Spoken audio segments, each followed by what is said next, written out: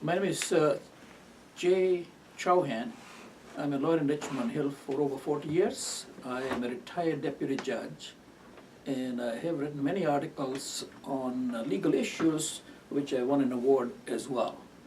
And I'll be doing a number of videos, which are short videos to educate the public and even the young lawyers who are launching their practices, and we'll have some topics that cover those issues. And today's topic, for which Nima is helping me, is the topic of incorporation.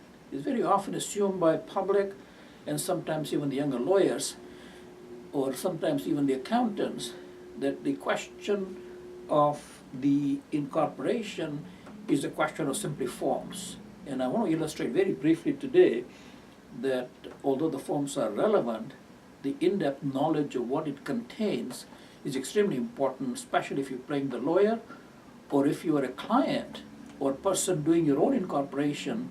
You should be very aware of some of the issues that arise when you're forming a company. So here is Nima, that you've got some questions there, which will, you frame the questions, then I see that I answer those questions for the understanding of how the incorporation works. Right. So the first question is, do you actually need a lawyer to incorporate? Well, many people will actually form a company using the form and not use a lawyer. My view is that I'm not just trying to promote the business of the lawyer, but my view is that if you have a lawyer, then the advantage is that he will not only do the incorporation, he will do it correctly. And as you go through the questions, Nima, as you see the following questions, you'll see that it is preferable. It's not something you have to do, but these questions that you have there will clarify why a lawyer is helpful to have. I understand, yeah. And what are some of the main steps in actually going through an incorporation? In the form of, recently I had a lawyer, young lawyer, talk and then ask the question. We did the organization. They might help me to do the organization for this person is a lawyer.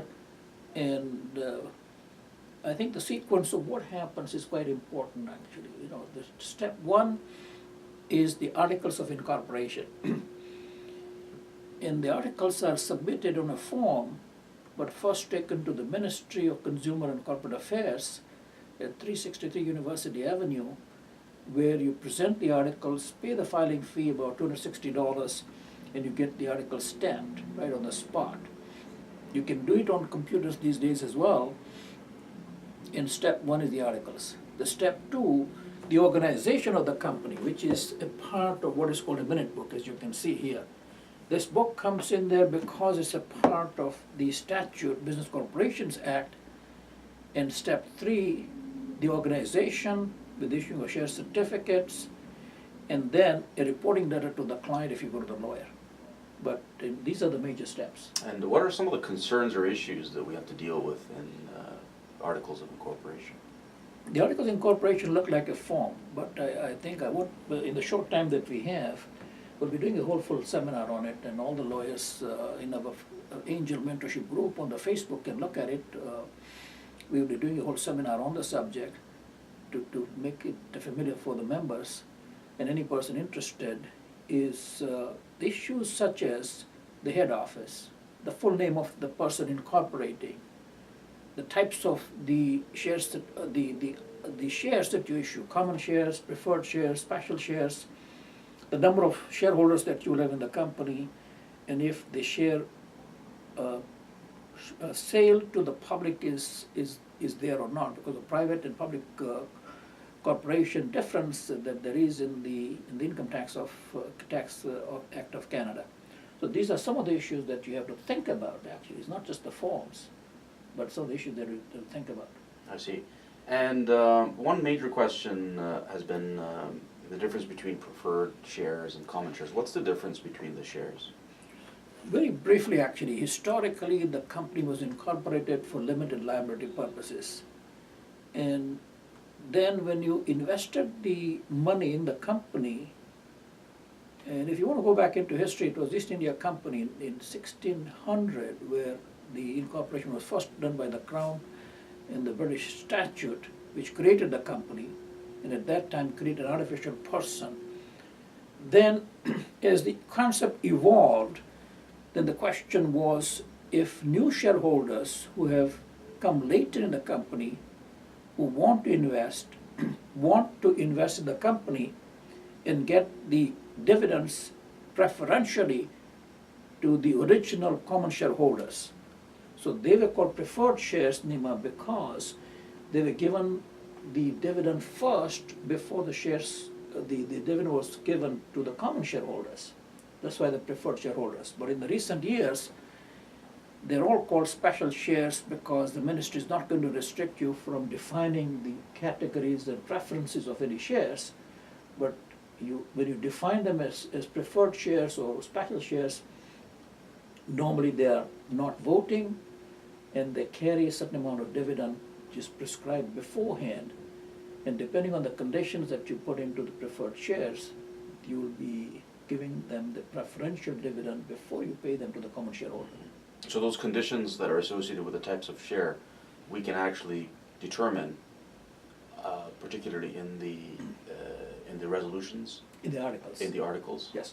In the articles, you mention them right up front, what the preferences and designations would be for the preferred shares. So that is part of the reason why the article should be examined very carefully, not just used as a form. And the incorporator has flexibility to determine? They have total flexibility. You can say that I want 10% dividend, 15, 2, 5, but if you want my opinion, normally it is better to put it around something like a third mortgage kind of value of the interest rate that you would normally pay to a lender. And that is a little bit more than the lending arrangement that you should make with your preferred shareholders, because you want to give the incentive to them that if they do invest the money, the concept of investment in the company through preferred shares is different than a promissory note, where you want to give a dividend which is higher than what you would do in a promissory note, because a promissory note is a guaranteed payment, whereas the preferred share investment in the company has a gamble in it. You might get the dividend, you might not. And if you're going to give it to that person as a dividend, you want to give more than what you would normally do in a promissory note or a mortgage. Mm-hmm. I understand.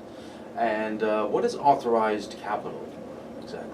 So I think just going back a little bit into history, when you created the corporation, there was a concept of how many shares would you be giving out from the company to the shareholders, and how much capital would you be raising for the company from the shareholders. So there was a concept of authorized capital. It's like a treasury. It's still called treasury shares. You have a treasury of the shares that the company is authorized to issue. And you can take out from the treasury the shares as you need them. So if you asked for a bigger authorized capital, then until that capital is authorized and used for issuing, you have that treasury of shares available for issuing. That was the concept of authorized capital. But today in Ontario law, we won't be able to talk about all the jurisdictions, but the Ontario law, you would have the ability to simply ask in the articles that you have unlimited amount of authorized capital. That means when you issue the new shares, you don't have to go back to the ministry and say, would you authorize us to issue more shares? I understand. And when you start a new company, should you invest by share capital or by loan? It is important actually for the lawyers and also the public to understand that when they teach law, what I saw in Nima actually, that these concepts of corporate law, accounting are not all taught together. So when you start practice as a lawyer or you're an investor and want to understand the corporate law, very important to understand that we have to have the combination of the understanding of the accounting principles, the tax law, and the corporate law to organize a company. So coming back to the question is what is preferable? So my suggested preference to the clients is investment in a small company through a lending arrangement and giving the amount of issued capital to a minimum. I usually put in only $100 worth for a small number of shareholders and giving them the proportionate shares, but using the most of the capital you need and investing it through a lending arrangement for which you write a promissory note And that lent amount is returnable without payment of taxes, because it's similar to a lending arrangement. The shareholders lend to the company, they take the money back into their own hands, and there's no tax. In the initial years, the fact that you don't pay taxes on that capital is very helpful to minimize your tax burden when you're launching a company. And why is the organization of a company important? Because the Business Corporations Act says so. It's the structure of the company in which you're creating a structure of what is the bylaws and the organizational resolutions, in which you really are basically saying where the head office is, how the share certificates are issued. And if I have one here, I can show it to you actually, that at the end normally that you will keep the share certificates, and you will say that these are the shares issued. So you have this particular shares and share certificate, the head office also designated, because when you create an artificial legal person, you need to know where you find that person. That's the head office. And these issues of how the directors will function and how they will be elected, etc., are required to be organized internally under the Business Corporations Act, so that you have a properly organized company, which you do after your incorporation is given to you. Many people fail to understand that, and therefore they sit on the company until something goes wrong, and then they come to the lawyer and say, can you fix it, because we failed to organize it properly. So if you go to a lawyer, these are the issues that you would deal with, and make sure that you do it properly. I understand. And after the incorporation, what is shown on the notice that's given to the ministry? See, in Ontario law, it's not the same in all jurisdictions. The incorporators are shown on the articles, which you have a record of, which is open to public, but the shareholders that you issue shares to are not public. They're only in the minute book, and the tax department might get to know it, but the notice is given to the ministry as a public record of who the directors are. So when this organization is completed, you have to send a notice to the ministry and say, we have the following directors, who is the president, who is the secretary. That notice must be given, because they are interacting with the public at large to say that the company will be acting through them with the public in carrying out the duties of a company. I understand. And after the incorporation is done and the organization has been completed, is it necessary to report to the client? Well, if you're a lawyer, you should definitely report, actually. I think that it is the function of the lawyer, not other professions, to create a corporation and then report to the client. So in that report, you would indicate what you've done, how did you get the incorporation, and send a copy of the report to the accountant, etc. But it gives you the summary of what the major issues are that you should think about. And more you have thought about it, and more you have been careful to understand it, more beneficial your corporation will be to you, because you're limiting your liability in your entire career and making sure that the liability is limited to the corporation and you're not exposed to that one. And if you do this carefully, you have the advantage of separating your personal assets from the corporation. I understand. And do you recommend that a shareholders agreement be done? Very much so. The reason is, although the company is done pursuant to Business Corporations Act, the Act does not talk in terms of what you do for buying and selling if you have disagreement, or if one shareholder dies.